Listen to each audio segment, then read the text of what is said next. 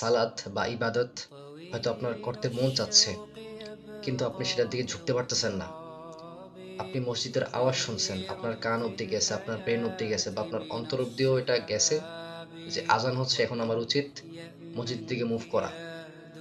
কিন্তু দেখা যায় কোনো একটা মাথা ওয়াসওয়াসা কাজ করে বা কোনো একটা বাধা যেন আপনার মধ্যে কাজ করে যে না, এখন না থাক, পরে যাই, পরের ওয়াক্ত পড়বো, বা এখন ভাল লাগতেছে না, থাক বাসায় পড়ে নেই, বা মানে এক কথা হচ্ছে যে আপনার ইবাদতের উপরে এক প্রকার বাধা আসে।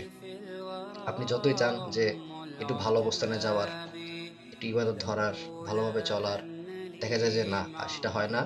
বিপরীতে আপনি গুনাহের দিকে বারবার পড়ে যাচ্ছেন, বারবার বড় বড় গুনাহে পড়ে যাচ্ছেন।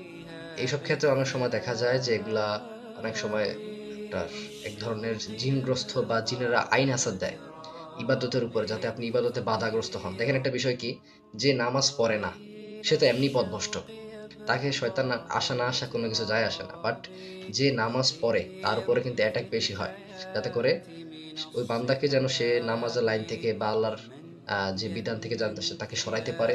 জিন বা শয়তান তখন এটাই চেষ্টা করে যে এর কিভাবে পথভ্রষ্ট করা যায়, এর কিভাবে কুপ্রবৃত্তি আনা যায়।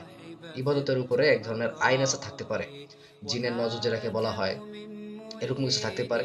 সেটা হচ্ছে এরকম, এরকম বিষয় হলে আপনি অবশ্যই উচিত একবার অন্তত রোকেয়া ডায়াগনোসিস করানো উচিত যে আসলে কোনো জিনের দ্বারা আপনি প্রভাবিত হচ্ছেন কিনা বা কোনো জিনের নজর আপনার উপর আসছে কিনা। এটা যে শুধু, এটা যে শুধু ইবাদতের উপর পড়বে বিষয়টা এমন না।